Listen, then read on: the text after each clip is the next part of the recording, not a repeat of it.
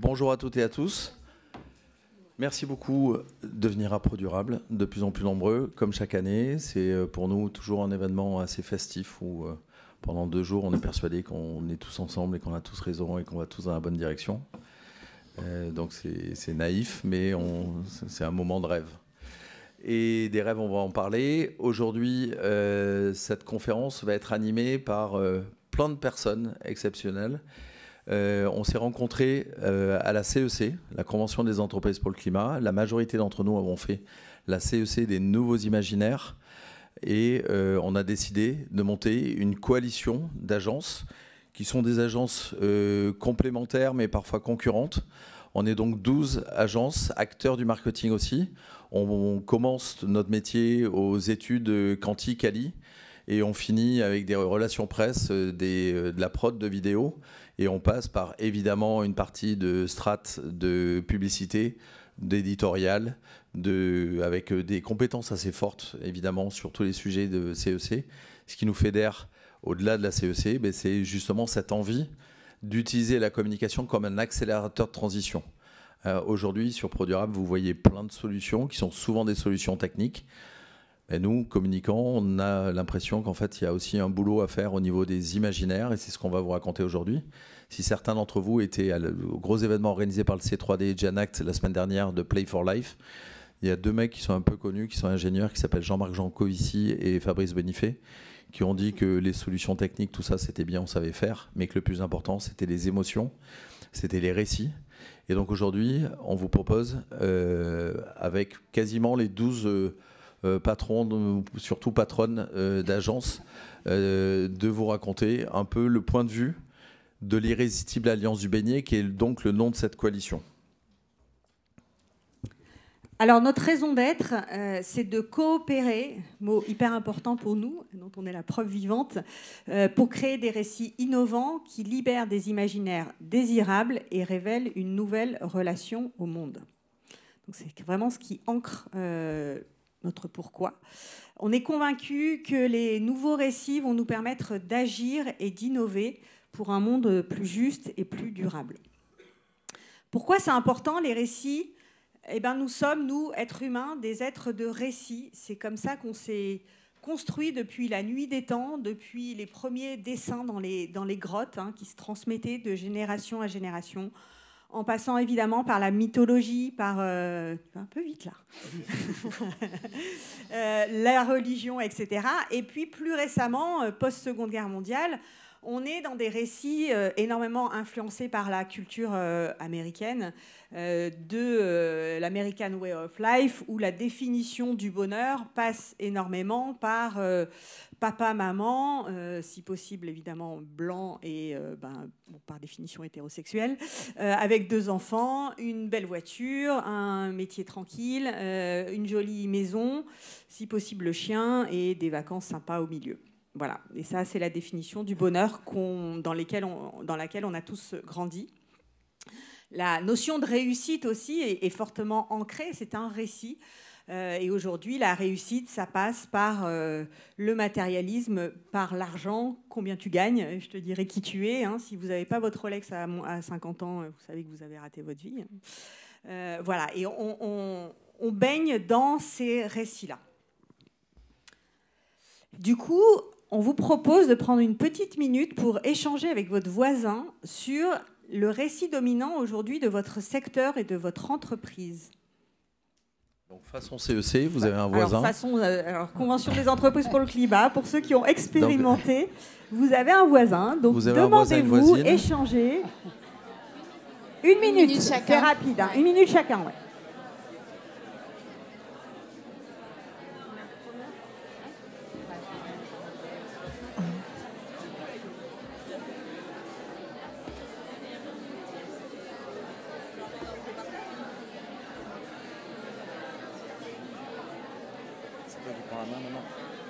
Après, c'est... Non, c'est Cécile.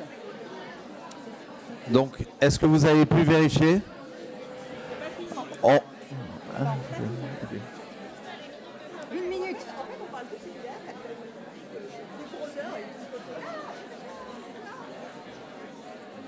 Ouais.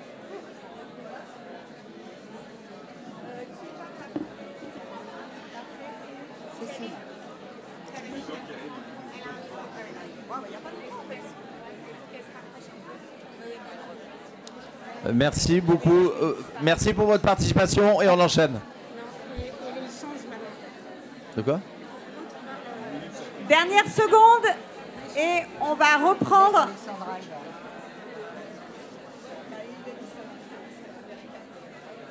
Vas-y. C'est reparti, merci. Bon, vous avez plein de choses à vous dire et ça prouve qu'il y a plein de récits.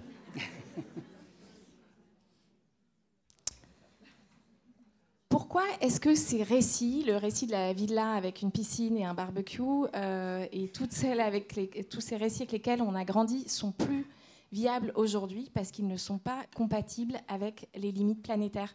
On avait déjà dépassé 6 des 9 limites planétaires. On vient d'en dépasser une nouvelle, l'acidification des océans. Donc aujourd'hui, on est à cet instant charnière où les récits de l'hyperconsommation et de la course à la croissance ne sont plus compatibles avec le monde dans lequel on est et avec notre planète. Et donc l'idée est d'inventer des nouveaux récits joyeux et désirables, mais sobres. Ensemble, on explore de nouveaux équilibres, là où on pensait court terme avoir une vision un peu plus sur le temps long. Hier, j'étais à une conférence où j'entendais une directrice RSE qui racontait comme elle avait eu du mal dans son entreprise à convaincre le COMEX de passer une journée entière à réfléchir à 2050. Je me disais, moi, que c'était pas beaucoup, une journée pour réfléchir à 2050. Penser moins individuel et plus collectif, sortir des silos pour avoir une vision plus systémique, voilà, moins globale, plus locale. Irrésistible. Regardez comme il est beau ce donut.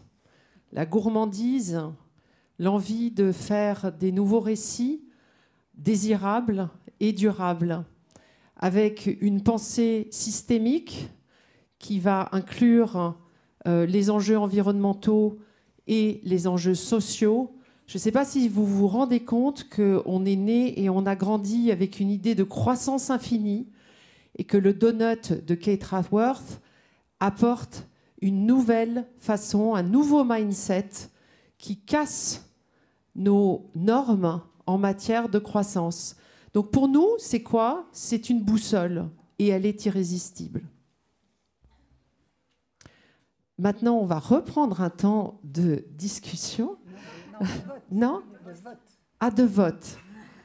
Pardon, j'étais pas très alignée. Et vous, votre entreprise et ses activités rentrent-elles aujourd'hui dans le donut? Donc, levez la main si vous pensez que votre activité actuelle, votre entreprise, votre organisation rentre dans les enjeux du donut. C'est pas tout à fait anormal que vous soyez en minorité, mais il y en a. Bravo. Bravo. Très impressionnant. On aura à cœur d'échanger avec vous sur ces enjeux et ces récits.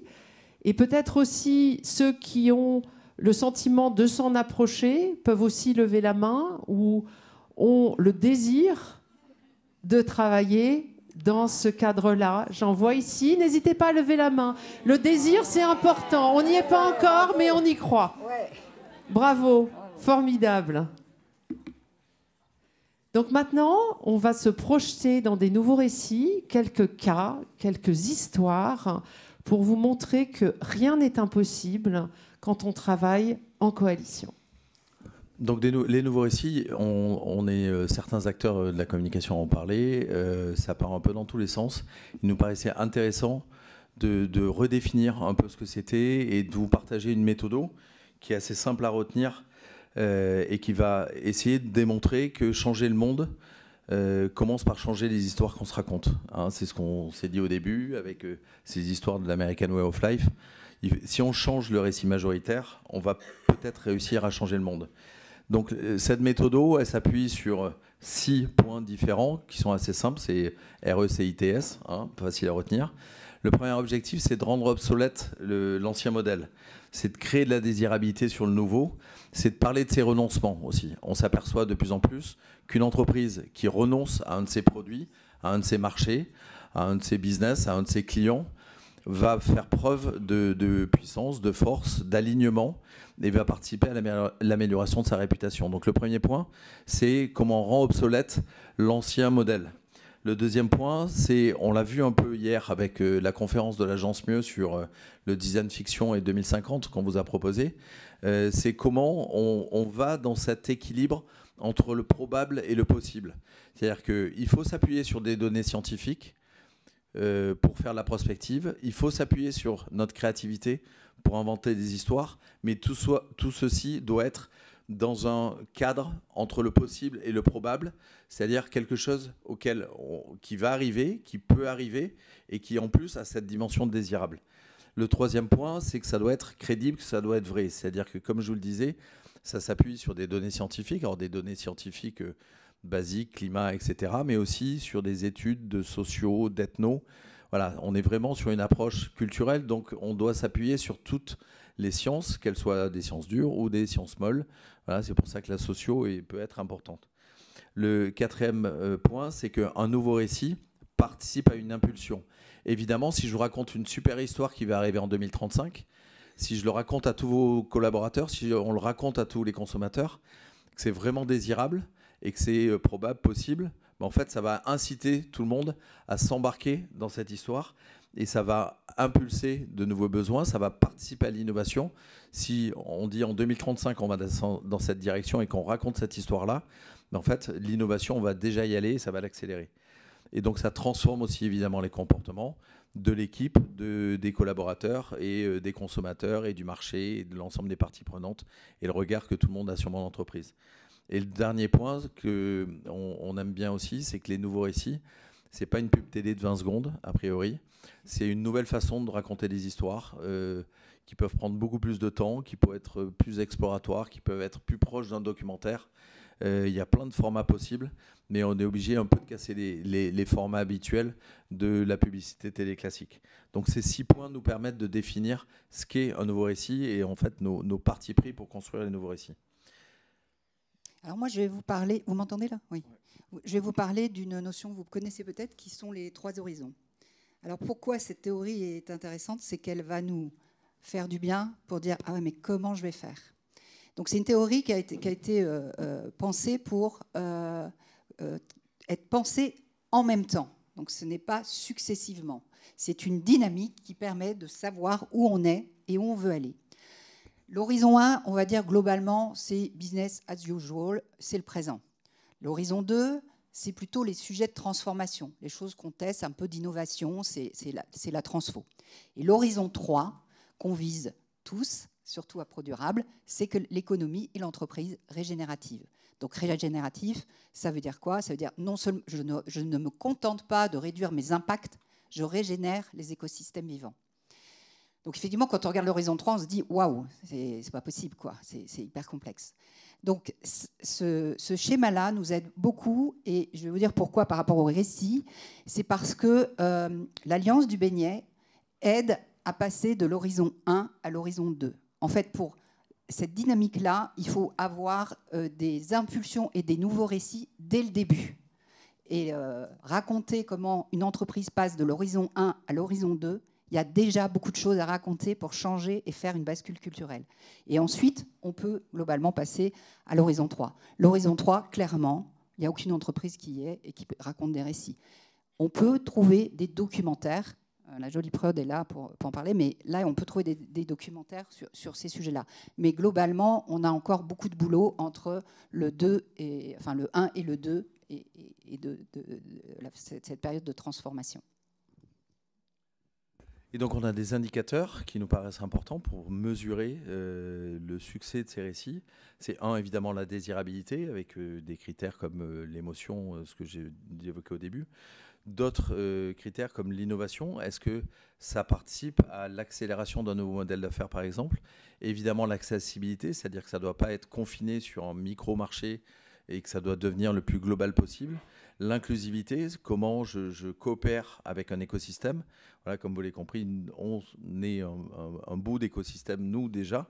La régénération qui est l'objectif. Et quand on définit l'entreprise régénérative, Il y a souvent, on parle de circularité, d'économie de la fonctionnalité, on parle de nouveaux récits. C'est-à-dire qu'une entreprise régénérative, elle doit porter un discours assez futuriste. Et le dernier point, c'est l'impact. C'est-à-dire, c'est comment on mesure qu'on avance et qu'on monte les marches les unes après les autres et le plus vite possible. Donc, on va vous présenter maintenant quelques exemples de nouveaux récits. Alors, certains viennent de nos agences et d'autres sont assez archétypaux. On commence par celui-ci. Évidemment, il y a quelques années, on parlait de l'American Way of Life, mais aussi les esthétiques. Il y a d'ailleurs en ce moment un backlash sur les enjeux de diversité et d'inclusion. La beauté de l'être, basculer d'une esthétique normée. Donc comprenez bien qu'on a des normes dans la tête. On a été éduqués comme ça par la société, par nos parents, par les environnements, par les organisations. Et c'est ces normes qu'on veut disrupter en créant de nouveaux récits innovants. En tout cas, aujourd'hui, on accepte et on progresse sur la diversité des beautés. Bon, j'ai regardé quelques défilés de la Fashion Week. On n'y est pas encore complètement, mais on progresse. Voilà. D'autres exemples plus concrets, plus quotidiens.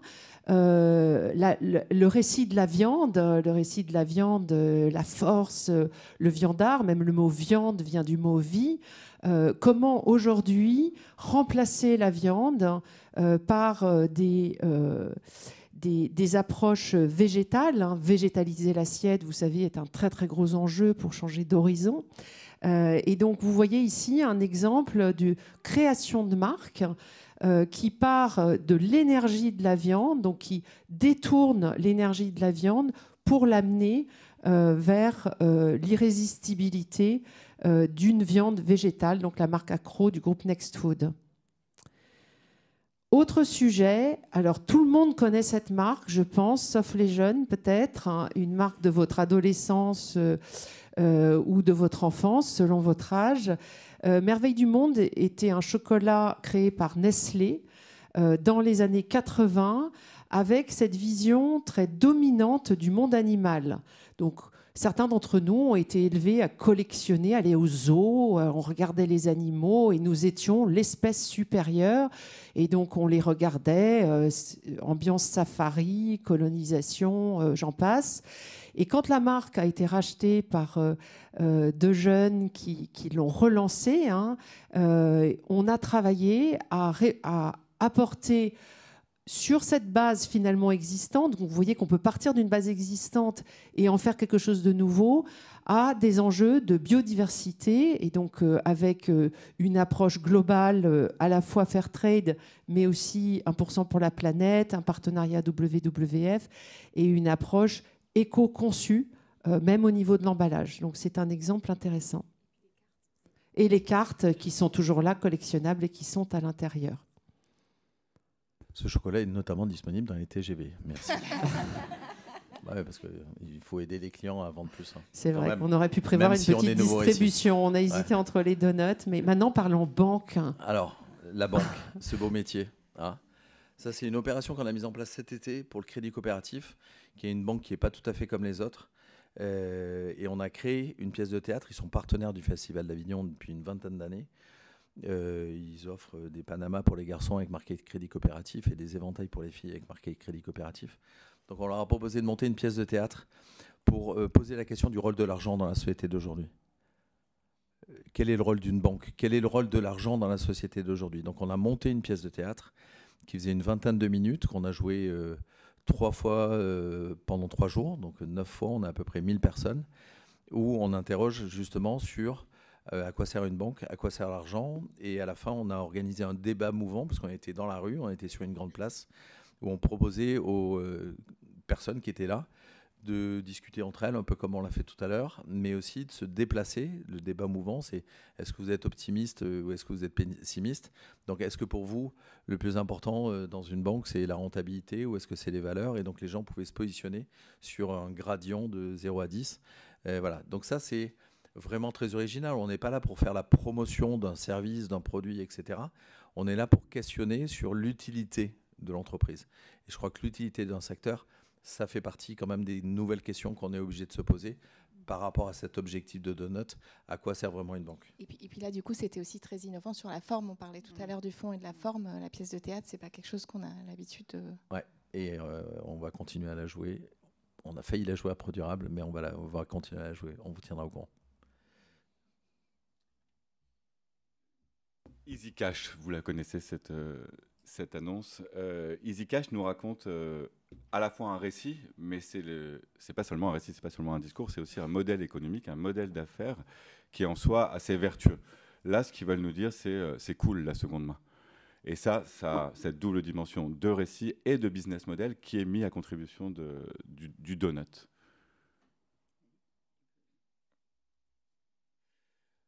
Campagne allemande, super intéressante. Là aussi, ça nous raconte un univers qu'on doit développer absolument, le local. Les images sont assez similaires. J'aime beaucoup ce discours parce qu'il nous raconte vraiment l'importance de reterritorialiser nos existences, de repartir de la source que représentent nos territoires et nos lieux. Donc, super bien trouvé cette pub.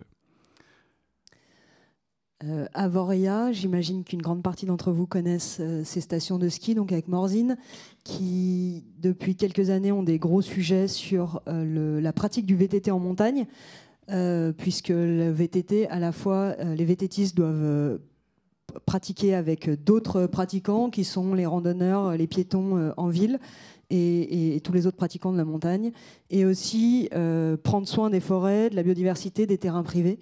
Et donc ils sont arrivés avec une demande qui était comment on les sensibilise à tous ces sujets. Et il y avait plusieurs options. L'option, on met des panneaux sens interdit, on dit danger, et on donne des injonctions à tout le monde pour expliquer où est-ce qu'il faut aller et où est-ce qu'il ne faut pas aller. On leur a fait une proposition qui était plutôt quelque chose de beaucoup plus publicitaire. Et ils étaient 24 élus. On s'est dit que ça passerait jamais. Et en fait, ils nous ont dit non seulement on veut ça, mais on en veut encore plus. Donc on est sur Respect is the real cool, Fuck the rules, voilà, dans toute la montagne des Portes du Soleil. Et c'est quelque chose qui a tellement bien marché qu'au départ, c'est une demande de Morzine Avoria qui s'est propagée dans toutes les Portes du Soleil avec une campagne commune. Et donc, au-delà du récit déjà de ce qui est proposé, le récit de la mutualisation est intéressant, c'est-à-dire qu'on est parti d'une demande d'une station et qui s'est propagé dans 10 stations avec un travail mutualisé, donc qui est aussi intéressant dans le modèle.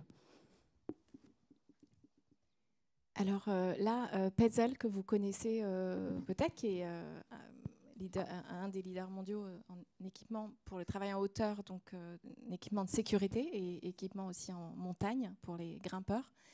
Une entreprise qui est basée à Grenoble. L'idée, organiser la réparabilité. Donc, l'idée, on a choisi cet exemple parce que l'idée, c'est que c'est pas toujours le nouveau récit, c'est pas toujours une punchline en fait. Là, quand on fait de l'équipement de sécurité, proposer de réparer les équipements, c'est quelque chose c'est vraiment changer les mentalités. Ça fait peur en fait quand on vous demande, quand vous allez nettoyer un gratte-ciel et qu'on vous demande si vous voulez une corde recyclée ou une corde neuve. Voilà. On y pense à deux fois. Petzl s'est lancé dans ce nouveau récit de la réparabilité et ça passe par beaucoup de pédagogie, expliquer ce qui est réparable, ce qui ne l'est absolument pas. En plus, comme il travaille beaucoup avec des distributeurs, c'est aussi toute cette pédagogie qu'il faut faire ruisseler et beaucoup de transparence sur les produits. Et on peut imaginer qu'à l'horizon 3, peut-être nos enfants, le fait qu'une corde soit recyclée ou pas, pour eux, ce ne sera pas ça le critère de sécurité. Voilà. Alors là, on quitte un petit peu le monde du récit de marque. On est sur une histoire d'un business model. C'est l'histoire d'un entrepreneur. On est au Mexique, au nord d'Acapulco. Il y a 15 ans, David décide de faire un projet de fabrication de resort. Et pour ça, il convoque une équipe d'urbanistes américains qui s'appelle Regenesis, qui lui disent pour construire, pas la peine de détruire. Il n'y croit pas un seul instant. Et je vous laisse une minute regarder ce qui se passe rapidement. Ensemble, ils décident pourtant de construire un resort sans détruire. Pour cela, au lieu de créer un business plan, il faut tant de chambres à temps pour accueillir tant de touristes, ils prennent du temps pour s'intéresser au territoire. This is the other way around.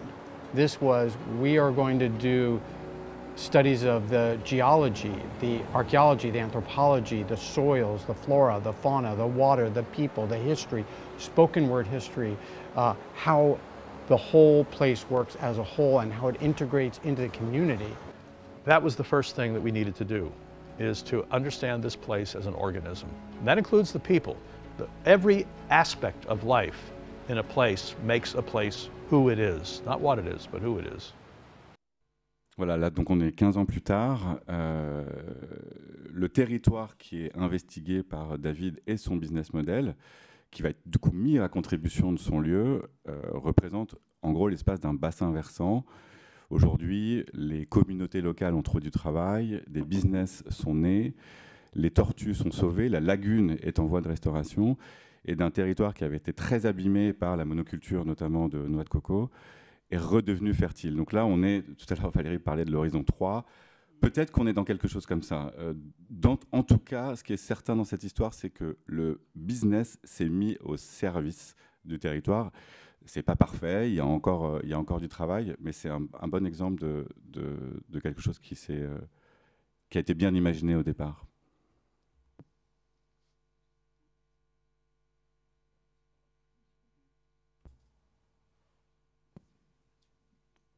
Et pour embarquer les équipes.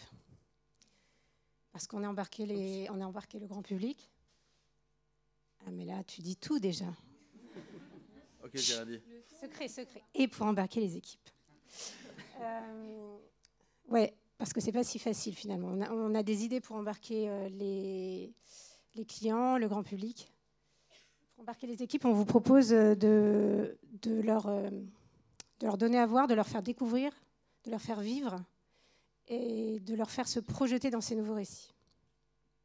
Donc, concrètement, les leviers qu'on a à notre disposition, c'est informer, faire expérimenter, donner la parole et puis projeter vers ces nouveaux futurs.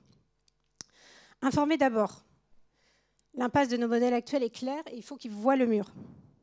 Sensibiliser, cela dit, sans moraliser. Mais il ne faut pas s'arrêter à ce constat qui peut être paralysateur. Il faut aussi leur donner à voir, les informer sur les solutions innovantes qui existent, les solutions durables, qui donnent envie, qui enthousiasment. Et ça peut prendre la forme de conférences, de podcasts, de MOOC, de magazines, de films.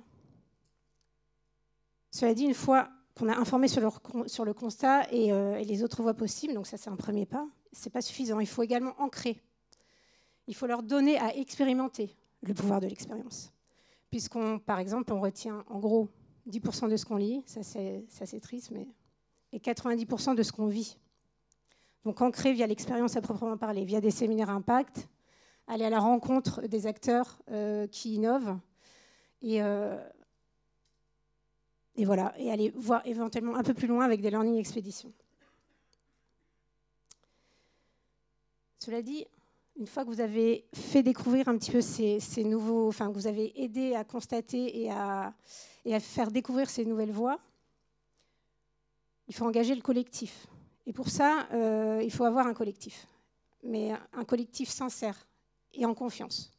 Donc ça veut dire libérer la parole, d'abord à nouveau partager ce constat qui est quand même un brin angoissant. Si on sait qu'on va tous dans le mur, c'est quand même, il faut s'en parler. Et puis aussi libérer les idées, donner la part belle aux idées, toutes les idées. Et enfin, engager aussi dans des processus d'intelligence collective, parce qu'il y a des idées et il y a aussi une intelligence incroyable, hyper puissante à découvrir, à faire émerger ensemble, pour co-créer ces nouveaux récits. Parce que si vous les co-créez ensemble, vos collaborateurs, vous allez les embarquer d'autant plus. Ils vont se sentir part de cette histoire. Et enfin, projeter le pouvoir du son et de l'image, évidemment. En fait, il faut qu'ils se voient dans ces futurs qu'ils ont co-créés avec vous. Il faut qu'ils s'imaginent, il faut qu'ils aient des images très concrètes en tête. Donc ça peut prendre la forme de magazines, de podcasts, de films, on en a parlé aussi, et pourquoi pas de pièces de théâtre. Et plus ils participent, et voire même ils jouent dans ces formats, plus encore une fois, ils se sentiront part. Ils arriveront à se projeter. Alors là, évidemment, on est un peu plus du côté de la fiction, mais pas seulement, parce que vous savez que dans toutes les organisations, il y a des bulles d'initiative qui sont vraiment à mettre en lumière. Et c'est l'occasion aussi de le faire à ce moment-là, de se projeter et peut-être de les pousser un peu plus. Bref, donc informer, faire expérimenter, donner la parole, projeter. On vous propose quelques exemples. Alors effectivement, un premier exemple où on est plutôt sur la mise à niveau de connaissances, la sensibilisation des collaborateurs, la sensibilisation de toutes les parties prenantes. C'est un magazine qu'on a créé qui s'appelle Donut. Il y en a quelques exemplaires si vous voulez voir un peu ce que c'est de manière plus concrète. Mais l'idée, c'est comment on prend les codes de cette pop culture, des codes joyeux, des codes pédagogiques et lisibles pour parler des limites planétaires, pour parler du plancher social, et donc pour parler de toute cette boussole dont on a parlé, qui est indispensable pour avoir un langage commun avec les collaborateurs, pour avoir un niveau de connaissance commune. Donc tout ça, c'est basé évidemment sur la science, parce que, comme le dit bien Gilles Boeuf, la science, ce n'est pas une opinion. La science, ce sont des faits. Donc, tout est sourcé. Mais après, c'est de quelle manière on l'exprime, de quelle manière on le fait vivre et de quelle manière on le tend aux collaborateurs pour qu'ils puissent s'en emparer, le comprendre et puis eux-mêmes monter en compétences et ensuite prendre des initiatives, être vecteurs d'action dans les entreprises. Donc ça, c'est un premier exemple. Un deuxième exemple, Poétique Choc. Donc ça, c'est comment on donne la parole aux sensibles dans une organisation, dans un collectif. Donc c'est un fanzine qui a été créé par un collectif de la CEC, issu du mouvement de la CEC Nouveaux Imaginaires. Et l'idée, c'est aussi de sortir avec un livrable, de générer de la fierté, parce que quand on co-crée ensemble et qu'à la fin, on a quelque chose à montrer, c'est encore plus palpable, encore plus vecteur d'émotion et de fierté. Et la fierté, c'est quand même un grand levier d'engagement. Donc voilà ce type d'initiative qui est reproductible dans plein d'entreprises à n'importe quel niveau. Là, avec la poésie, le sensible, la manière de rendre une grande part d'émotion dans toutes les actions un peu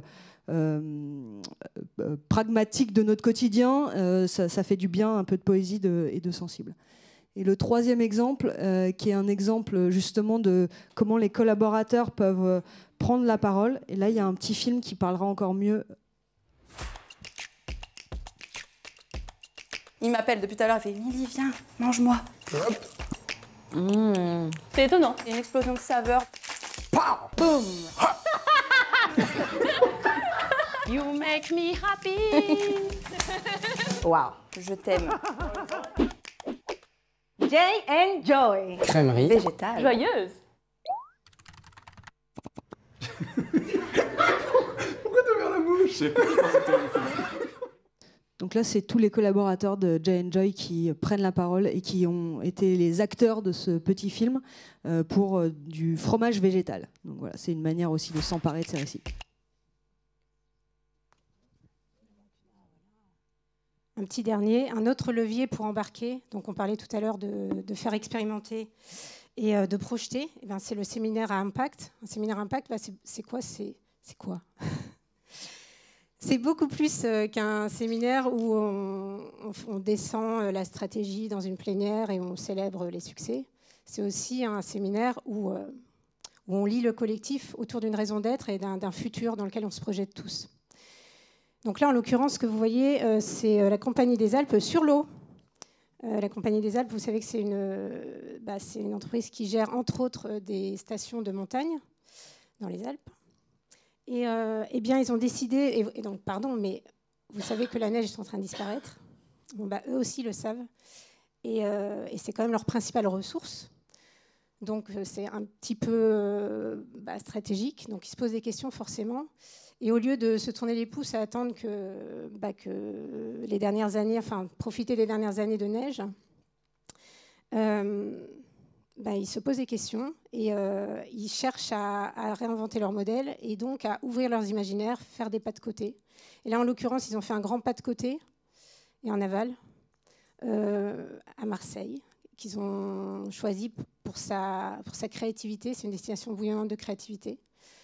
Ils ont fait venir Jean-Marc Jancovici, qui les a pas mal questionnés, vous le connaissez, qui a su les questionner sur leur modèle, mais pas seulement leur modèle, sur comment les actions qu'ils sont en train d'entreprendre pour l'Horizon 2.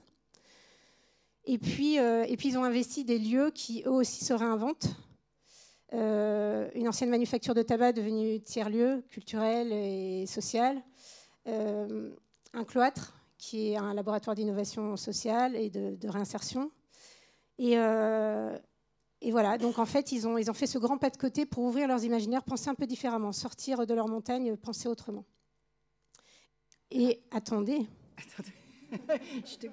Parce que finalement, quand même, l'année suivante, ils ont évidemment organisé un nouveau séminaire. Et cette fois-ci, ils ont travaillé sur un film interne dans lequel ils se projetaient dans le futur. Donc pour dire que c'est voilà, qu'on coche un peu toutes les cases de comment on se projette. Alors évidemment, c'est un film hyper délirant et pas tout à fait écrit. Enfin voilà, mais ça permet de casser le plafond de verre de nos imaginaires pour se dire, après tout, oui, ça paraît fou, mais il y a certaines choses qui ont du sens et qu'on pourrait mettre en place. Sur ce, on vous propose de casser votre plafond de fer de l'imaginaire, plafond de fer, plafond tout court de l'imaginaire, et vous poser la question de quel nouveau récit vous pourriez envisager pour votre entreprise. Quelle histoire vous imaginez pour demain?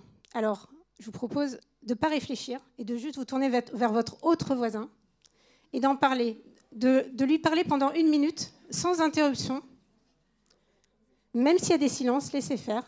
Et au bout d'1 minute, on échange. À vous.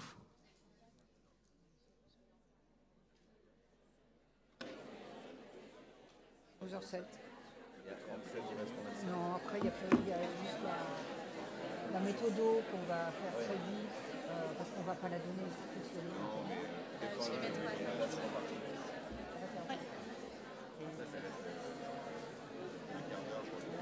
Ok, je vais faire. C'est vrai si on a le temps de 2-3 questions. Ouais. Merde, c'est 2 minutes. Ok, c'est bon, je fais. C'est bien que les gens connaissent Donat. Il a été présenté.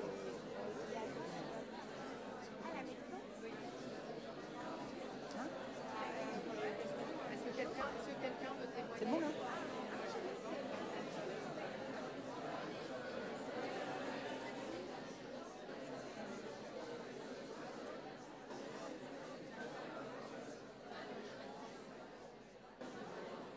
Je vous propose de changer, de tourner la personne. Je vois que vous avez plein de rêves dans la tête maintenant. À votre voisin de parler.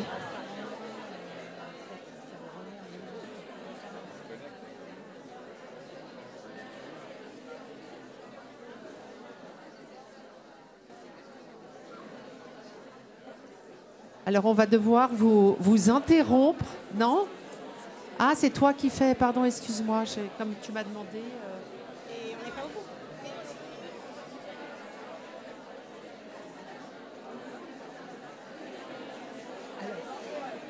Alors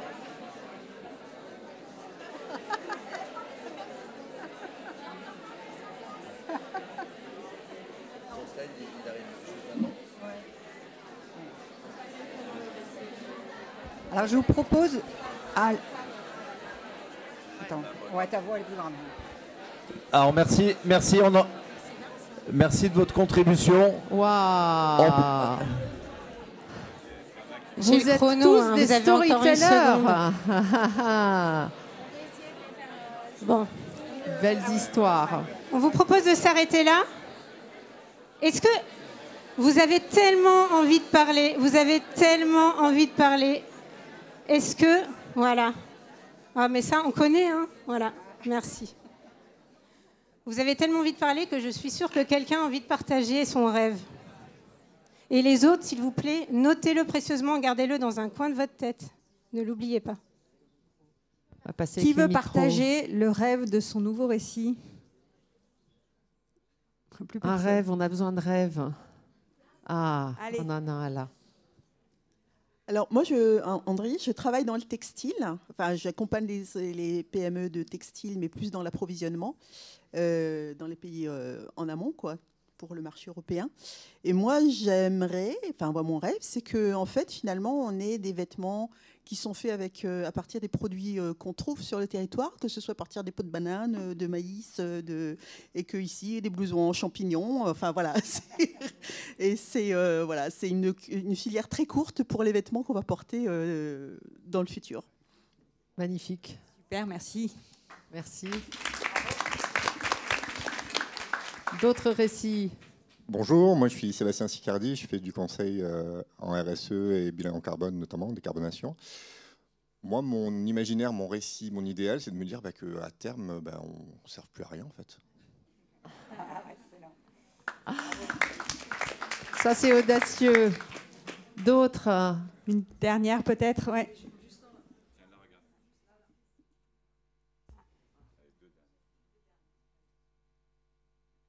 Moi, mon récit, c'est justement l'inverse, c'est qu'on serve à quelque chose et qu'on serve justement à donner de l'envie d'aller dans le futur. Souvent, on a cette vision extrêmement négative. Et Étienne Klein intervenait et il disait on est en descente en fait de la montagne et il faut sans doute se projeter sur qu'est-ce qu'il va y avoir après la descente et se projeter là. Chacun, on a nos récits individuels, c'est trouver son propre récit à travers aussi toutes les choses qu'on se dit aujourd'hui. Voilà. Merci pour cette note d'espoir.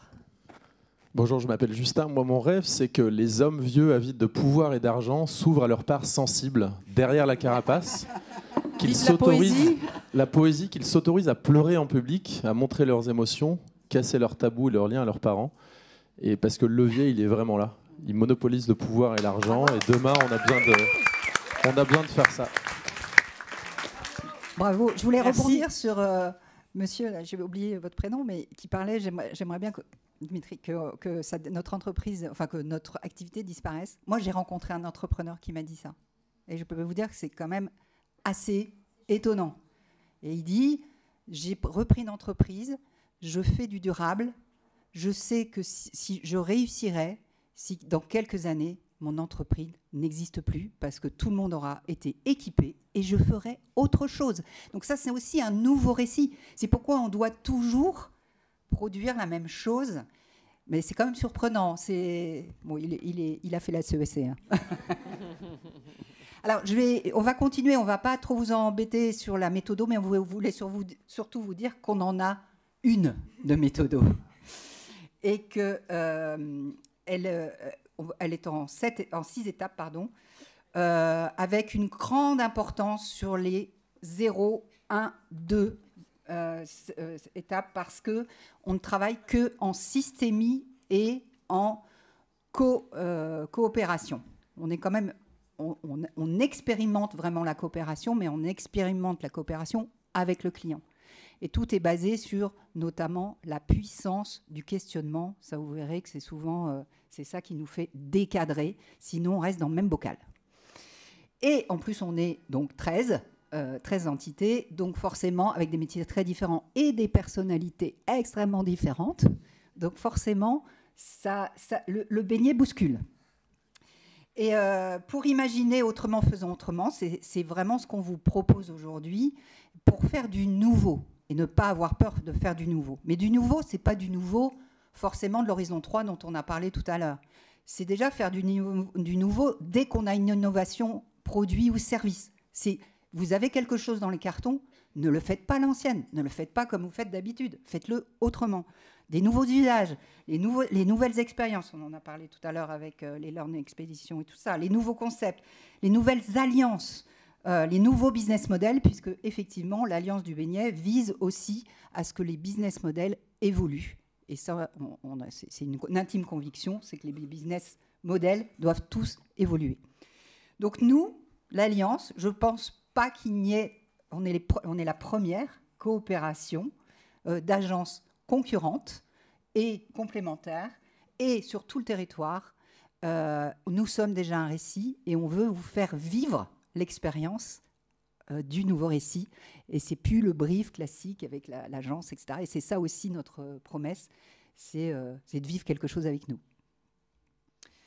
Alors ça, je ne vais peut-être pas le passer parce que j'aimerais bien qu'on ait un peu de temps de questions. Ce qu'on voulait vous dire, c'est qu'on n'a pas Bruno qui est là, mais qui est dans l'Alliance. Mais ce qui est important, c'est que lui, par exemple, il a c'est intéressant parce qu'il il a le Mobile Film Festival et c'est des formats d'1 minute dans le monde entier et c'est des réalisateurs sur un iPhone qui font des films qui vous décadrent et qui...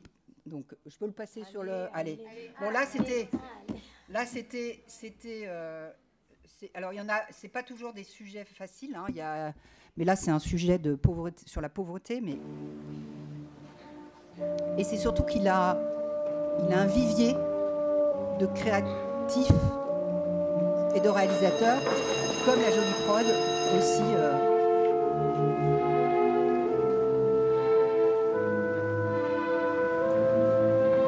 le prix.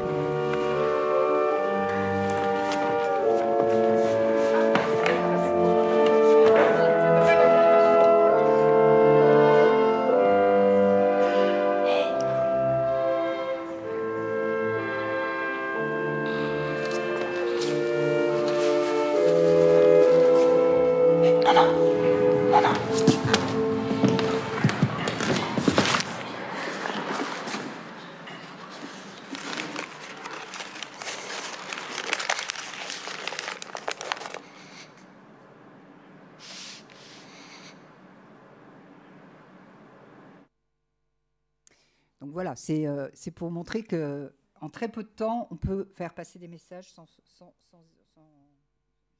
voilà, puissants. Donc pour conclure, vous avez vu qu'il y a aussi beaucoup de questionnements et en fait, on voudrait vous poser 3 grandes questions. C'est où est-ce qu'un nouveau récit peut émerger dans votre organisation? Est-ce que vous imaginez quelque part qu'il y a un récit qui peut émerger?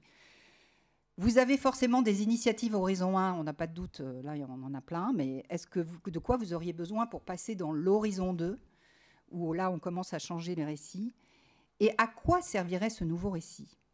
À survivre, parce qu'on sait aussi que si on reste dans l'Horizon 1, à terme, on ne survit pas. Pour émerger, pour vos investisseurs, vos banquiers, etc., enfin pour vos collaborateurs, enfin, il y a plein de raisons pour lesquelles il est important de passer au nouveau récit. Et pour conclure, je voudrais juste reprendre la phrase de la CEC, mais la CEC Nouveaux Imaginaires, c'est de dire on ne pourra pas aller dans cette économie régénérative s'il n'y a pas de bascule culturelle. Et nous, les acteurs ici, nous sommes tous des acteurs culturels, et c'est nous qui diffusons les fameuses histoires du début dont a parlé Alexandra, mais aussi de ces référentiels qu'on a, on doit changer American Way of Life en autre chose. Et c'est ça qu'on est en train de construire aujourd'hui. Voilà, merci à vous tous.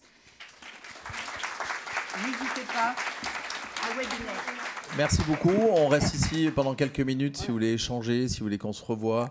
Il y a questions ou des réactions déjà des personnes questions qui veulent peuvent être partager sur les nouveaux récits, mais aussi sur notre mode de fonctionnement. Oui. Attends. Question au fond. Oui, alors on a oublié de vous dire qu'on va faire un webinaire sur le mode de fonctionnement et la méthodologie surtout. Donc si vous êtes intéressés, voilà. Bonjour. Et donc tous les gens qui sont inscrits aujourd'hui, vous recevrez... Bonjour, on va écouter la question. Mademoiselle. Bonjour, je voulais savoir où est-ce qu'on peut se procurer le petit magazine Donut? Ici, et en particulier avec Fanny de Mouxy, qui est une agence à Annecy. Donc il faut bien comprendre qu'on est partout, sur tous les territoires. Valérie est la patronne de Nikita, qui est à Lille. Cécile est chez Mars at Work, une agence marseillaise. On est quelques-uns en région parisienne. Il y a Sandrine qui est plutôt basée à Chamonix et qui fait des Learning Expeditions pour montrer que le glacier n'est pas en forme. Donc voilà, merci en tout cas à Sabine aussi de Shortlinks, Alexandra du K-Partner, de Olivier de La Jolie Prod. Merci beaucoup.